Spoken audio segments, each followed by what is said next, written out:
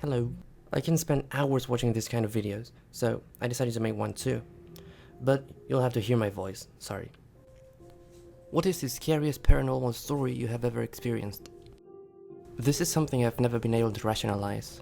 For months after my dad died, we were getting landline calls where no one would answer on the other end. It was 2002, so while robocallers were a thing, it definitely wasn't as prevalent as it is today. But we did assume they were probably wrong numbers or something. We didn't have any phones that displayed caller's ID at the time. Well, one time, after getting yet another call with only silence on the other end, I jokingly said, "Dad, if that's you, call my cell phone." I want to preface this by saying I rarely ever got calls on my cell phone, and never spam calls in those days. I was 18, with an unlisted number that only my family and few friends had. Just a few minutes later, my phone rang with a number I'd never seen before. With what I'd just said fresh in my mind, I kinda freaked out and didn't answer. I was on my way out to go somewhere with my mom. So when we got in the car, I told her what happened. We made the decision to call the number back. It never rang, but there was activity at the other end. Muffled static and the sound of numbers being dialed slowly. It was the weirdest thing. Both my mom and I said hello, but no one ever answered. Has anyone ever had something like that happen to them while dialing a number? I've never had it happen before or since. Haunted furniture. Not my story, but my mom's. Her friend called her and was slightly hysterical that her house was haunted. My mom is a scientist and was very skeptical, but agreed to come check it out. The friend was adamant that either the house was haunted or she was going crazy, and in either case, she needed help. My mom arrives at the friend's house, and she begins showing my mom what she's seen. First, in the living room, there is a brass lamp that is shiny so you can see the reflection of the kitchen behind as you look at the lamp. She asks my mom to just watch the reflection in the lamp. My mother sees a shadowy man step out from behind the wall. She turns around. There is no one there. This phenomenon repeats itself several times. Next, they go into the friend's son's room, turn off the lights, close the door, but leave the hallway light on. As she's looking at the strip of light under the door, very clearly she sees the shadow of 2 feet step in front of the door. Opens the door, no one there. Again, this phenomenon repeats itself several times. Lastly, they go lay in the friend's bed. She fluffs up the comforter and it falls on top of their legs. Very clearly you could see the indentation of someone sitting on top of the comforter. Fluff up the comforter again, and it happens again. All of these events would repeat themselves whenever she looked at them. My mom insists that she really tried to investigate all of these events, but could find no other explanation. The friend went to a medium/psychic type soon after, who told her it was her furniture that was haunted, not the house. The furniture was second-hand, bought at a garage sale, so she got rid of the furniture and the paranormal stuff stopped.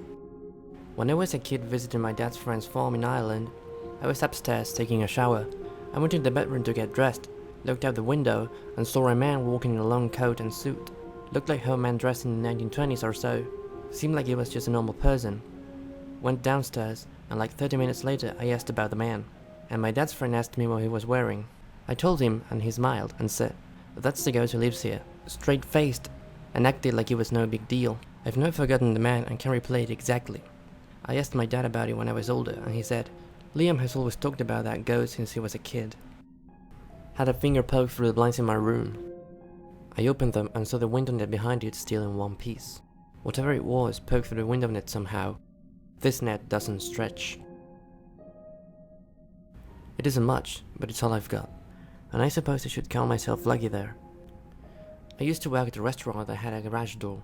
Basically, it's a wall of windows that can be lifted up like a garage door to create a faux patio. It was a pretty solid thing, and it rattles fiercely when you open or close it. It looked out into the street, which was usually quite busy. That night, I was finishing up closing duties, maybe 11 o'clock or so. Dishwasher and cooks are long gone. It's dark outside, so all I can see across the street are the lights from the opposing building, a restaurant too. I finish everything up, head into the back room, and start shutting off the lights. As I sign out and gather my stuff, I hear a rattling sound, like a fist knocking on a window. Almost as if they were shaking the garage door, I poked my head out from the back room to look, expecting to see some drunk customer hoping for a late night meal. But the second I look, the rattling stops. Nothing there. Weird. Must be the wind. Maybe a truck passing by and shaking the garage door. I turn back and grab my keys. Rattling fills the dining room once again. I turn on one of the main lights and step out, ready to tell whoever it was that we are closed. But once again, the rattling stops and nobody is there. All I see are the lights across the street and my own annoyed expression reflected back at me. No trucks or cars, no people or wind. I return to the back room to grab my stuff, turn off the light again, and get ready to get the hell out of there. And, you guessed it, the rattling starts again. This time I say out loud, "I'm not doing this tonight, I'm tired. Just let me lock up and leave." It stops. I walk out of the back room, set the alarm, and open the back door that leads out into a dark parking lot at the back of the building. When I turn back to lock the door, I see a figure standing at the garage door. Needless to say, I got out of there as fast as I could. I know it was likely someone having a smoke. I know the rattling was probably just the wind. Though I never heard it make that noise before. I never heard it again. And I know that rattling, stopping and starting like that was probably just an eerie coincidence. But sometimes I remember that the restaurant backed onto the city hall, where an old jail sits just underground. Sometimes I remember how old that district is, and exactly what might have lived in these buildings before we moved in. And I'm glad I quit that job when I did. I was staying with a group of friends rock climbing in Spain. Really creepy Airbnb. Lots of strange things happened while we were staying there. The creepiest one was one morning we were getting ready for the day, packing food and generally getting our shit together, and I went upstairs to grab something. As I was heading back downstairs, I walked past my friend's boyfriend on the landing and saw him turn and go into his and my friend's room. I think I asked him something, but he didn't reply. I thought rude, and headed downstairs. Walked into the kitchen, and he was there, sorting food out with my friend. Everyone saw he'd been downstairs the whole time. Plus, there was only one staircase, and it would have been impossible for him to overtake me and get to the kitchen before me without me noticing. I went back upstairs and checked the room, and there was no one up there but me. I've never experienced anything creepy or inexplicable before we stayed in that Airbnb, and I'd said I'm very skeptical about supernatural or paranormal stuff, but multiple things happened on that trip that spooked me. That same kind of thing happened to me too, but with my husband. I was heading upstairs to my bathroom with my husband right behind me. I was carrying our baby and he was carrying my blanket. We were leaving the living room to walk up 2 flights of stairs to the master bedroom on the 3rd floor. On the 2nd floor, I turned around and watched him trip over the blanket and slide against the wall to steady himself. Then I walked up the 2nd flight of stairs, but he didn't follow me. I figured he must have decided to use the bathroom on the 2nd level. After 20 minutes, he finally joins me. "What took you so long?" "What do you mean? You followed me upstairs and then disappeared. Or did you stop to use the bathroom?" "I never followed you upstairs." "Not to our bedroom. You stepped on the 2nd floor." "No, you went upstairs after our show. I stepped at the bathroom on the main floor. I never followed you up the stairs at all." It took him about another 20 minutes to convince me he wasn't messing with me. So, I saw my husband's doppelganger. No idea why. Never saw it again. About 10 years ago, I'd have been 24. I was still living with my parents. My bedroom was in the basement. One night, around 3 a.m., I was woken up to the sound of a young child crying. It sounded like it was coming from just outside my window. I couldn't just look out the window because it was covered in ivy. So I quickly hopped out of bed to go help the kid. As I got closer to my bedroom door, I could hear the crying was actually on the other side of the door. I opened the door. No one's there, and the crying stopped. Spooked, I immediately jumped back in bed, and the crying started again. Later that day at dinner, my family was sitting around the table, and I brought up the experience I had. One of my sisters told a story about how when she was a kid, she'd always leave her room at night to go to sleep with my parents because she'd see a little girl walking out of her closet. As she left her room and got to my parents' door, waiting to be let in because the door was locked, she'd see a little girl walking up the stairs that were right there. After her telling this story, my younger sister looked scared and asked, "Is she wearing a pink nightgown with a shoulder-length brunette hair?" Now, my other sister was scared because that is exactly who she saw. My younger sister told how she had similar experiences with that little girl coming out of the closet at night or walking up the stairs at night. I'm convinced something happened, either in that house before we moved in, or on that land that my parents' house was built on. A floating head. I was putting beef in the slow cooker because I wanted it done for morning. It was late at night. I reached up to grab some seasonings, and heard creaking. I told my kids to get in bed. I see something out of my peripheral vision, and there was nobody but a head of a bald, pale man floating 3.5, maybe 4 feet off the ground in the middle of the floor. Its face kept looking as if it was sad, or like it was begging. It locked eyes with me. I fucking froze. I had a darker wall, with a coat rack with my husband wear jackets so it stood out like a store thumb. I looked away thinking it was my imagination, but when I looked back, it was still there. So I ran out the back door because I'd have to pass it to get upstairs with my husband and kids. I ended up calling him on my phone to come walk me in. I was wide awake, not sleepy, not out of it, on no medication. I have no reason to see that, ever. This one gave me chills. I saw a floating disembodied head when I was about 13. I had been asleep for about an hour when I awoke suddenly. Opening my eyes, I saw it. A very pale white face, floating about 4 feet off the ground and directly in front of my face. It almost looked like a drama mask, with a curved face, but no head behind it. I don't remember it even having eyeballs. Only the darkness of the room, showing through where the eyes would be. As I began to attempt to process what I was seeing, it growled at me. I jumped out of bed. I swear I didn't even use my hands or legs. I didn't need them. I just bounced out of bed and ran down the hallway, diving into the living room, into the line of sight of my parents, who were still watching TV in the family room. My parents seemed irritated, asking if I was on drugs. I wasn't. I think I must have just startled them, and that's why they didn't respond very affectionately. I kept it to myself for the next few days, ready to discount it as my brain playing tricks on me, in the state between sleeping and wakefulness. The next week, I was over at my uncle's house, on the street behind mine.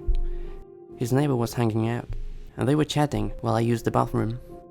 As I'm walking back down the hall towards the living room, I overheard his neighbor finishing a story about something creepy he saw in his house recently. Finally having an opportunity to share my experience, I asked him what he saw. You can guess his response: a white floating head in his bedroom, the same night I saw it. I never heard of anyone else seeing a pale floating head. I'm relieved and terrified that I'm not the only one, but this one had a very human face with its eyes and eyebrows looking as if it was begging, pleading. As a kid I had a crazy imagination, and anything I thought I saw was a blur or quick. As an adult, I lost that completely. The fact this thing didn't disappear instantly when I blinked terrified me. I did read just recently there's a Japanese folklore about a nukekubi, which is a detached floating head. But all stories are all tales, nothing based on fact. You might want to check it out. I had a friend when I was around 8 that I would always hang out with. She drove me up the wall because if we were in different rooms and I called out to her, she'd never answer. She would just walk into the room and then respond. I hated it because it would scare me when she'd silently pop up out of nowhere when I called out. Her whole family was like this too. I thought it was just a politeness thing because one of my aunts would always yell at me for shouting, "What?" if she called me from another room. But my aunt was only angry that I never said yes. So yeah, I thought my friend and her family were just weird. I asked my friend why she could never just simply answer me when I yelled for her. She'd always just shrug and say there's no real reason and that's just how she rolls. I pointed out that her parents and siblings were the same, and she said they roll like that too. Okay, fine. Well, one day, I was over there and her dad was at work, and her stay-at-home mom went to take one of her brothers to hockey practice, and the younger one to the doctor's office or something. She left us home because she didn't feel like holding around a bunch of kids, and she knew it wouldn't tear the house apart like the boys would. An hour after she left, my friend and I were upstairs together, doing craft shit, when I heard someone downstairs call her name. It happened twice, and she didn't notice. I told her what I heard, and we listened. After a while, we heard a voice faintly call to her. It sounded like it was coming from the garage. I was like, "Oh, your mom is back. Ask her what she wants." My friend just quietly got up and walked all the way downstairs instead of yelling back. I followed her, but was pissed. Like, why are we walking all this way when simply yelling back would get us all the answers we need? We go in the garage, and there's no one there. We check the entire first floor, and nothing. Doors and windows were closed, and locked still. I'm a bit weirded out, and my friend nonchalantly grabs some ice cream from the fridge, and we go and sit outside on the doorstep to eat it. I asked her what the fuck was that about, and she's like, "Yeah, so you asked me why we don't answer anyone calling from other rooms or outside, and this is why." She explained that, in her culture, they believe that demons use the voices of your loved ones to try to lure you to hell or something. She said you're safe if you don't answer them, which is why her family would always come into the room to verify the person calling them was actually a person. Now I'm freaked out. I don't want to go back inside at all, until her mom would return. My friend was pretty unaffected by it all, and said she's used to it. In my panic, I asked if the demons ever shapeshifted, so that even if you see your loved one who called you, it really wasn't them. She got quiet and thought about that, then got scared and started crying. She said she never thought of that before. We both ran to our other friend's house down the road and stayed there. We ended up at our friend's house and promptly scared the shit out of her and her siblings with our story. Her poor mom had a house of like 6 crying children and did her best to calm us all down. She told us it wasn't real and it was the wind or whatever. My spooky friend's mom eventually showed up when she got home and couldn't find us. All those kids were in the yard and our friend's mom was explaining what happened to her and said that we probably watched too many scary movies and imagined the voice. Spooky friend's mom whipped around to us and in a panicked tone yelled, "Oh no, you answered?" You can probably imagine that ruined any progress the other mom made in alleviating our fears. 1991, New Zealand. At 15 years old, I had just got off a 2-week grounding. My mom reluctantly let me go out on a school night to watch a movie at a friend's house. The movie was due to finish at 9 p.m. and I was expected home for 9:30 p.m. The walk home is through suburbia and usually would take no more than 10 minutes. My mom made it quite clear that if it wasn't back by 9:30 p.m, I'd be grounded for another week. We watched the movie, I immediately got up, said goodbye to my friend's parents and left.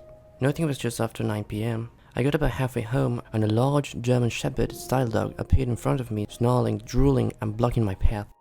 I went across the road and there it was, in front of me again, stationary but still growling. I zigzagged up and down the road and it would appear and then disappear from sight. I then decided to sprint home.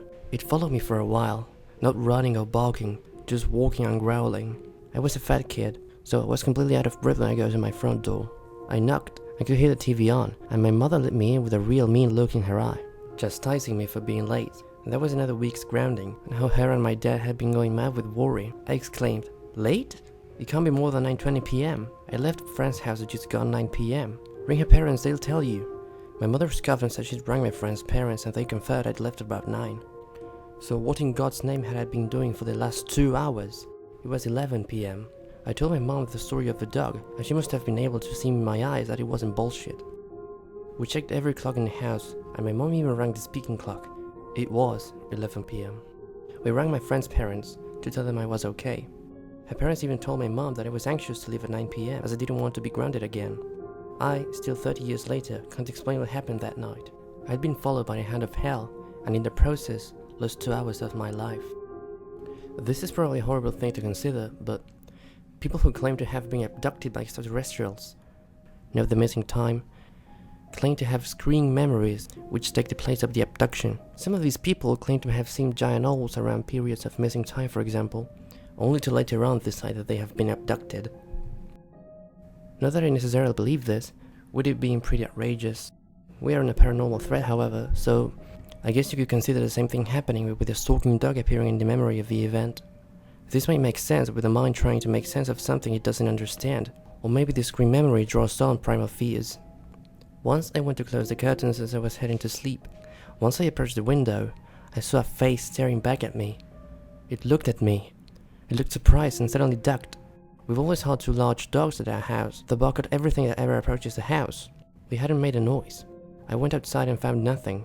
I told my parents and they just laughed at me and said it was my reflection. I don't think a reflection would have made movements I didn't make. I texted my friend about it and he told me it was probably a pedophile, which creeped me out even more. If it were a person, the dogs would have definitely sniffed them out. There is no way they could have gotten through the fence without the dogs noticing. If it was something paranormal, it also seems strange, since there have also been other odd instances where my dogs seemed to detect something otherworldly going on. Never found out what I saw. Definitely wasn't my reflection. Maybe it was a person, and they have been feeding your dogs treats so they wouldn't bark. I was about 3 or 4 years old. My parents were moving, so we stopped at a motel.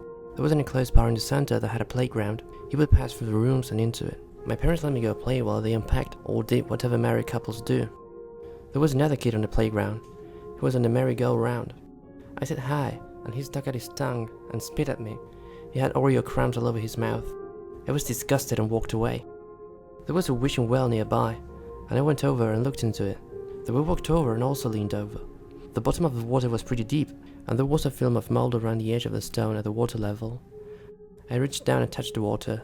The boy, being younger, reached over too, and to my horror, fell straight into the well.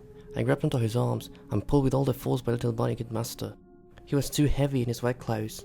I began to yell for help, and after what seemed like an eternity, my parents came out and grabbed me. The boy was gone. The water was mildly rippling from my hands at the edge. My hands were covered in the mold that looked just like Oreo spit. My parents still don't believe me. It's the fall of 1999. My friend and I were young and out on a trip. We were talking and joking and just generally having a great time all day long. It was approaching 2 a.m. at this point, and we were driving on what was at the time a barren road in the middle of nowhere. When I say remote, I mean remote. It is a highway that stretches between Kanab and Hurricane in Utah. We were a little more than halfway, and if you know the area, you know that there was nothing there. Nothing for at least 40 miles in either direction, and even then, the most you would find is a shack. It was at this point when my friend noticed someone on the side of the road walking. We thought it was incredibly weird, and we pulled over to help. I mean, it's late and there is nothing around, so it's the least we could do. My buddy rolled out the window as we slowed to a stop, and I called out to the lone walker, "Hey man, you still out here?" No response, but they stopped walking. As we pulled up right next to them, so close I could have hugged them out my window, I said, "Do you need help?" The person looked at me. There was nothing. Blankness. No features. No face. Just black abyss with eye like stars.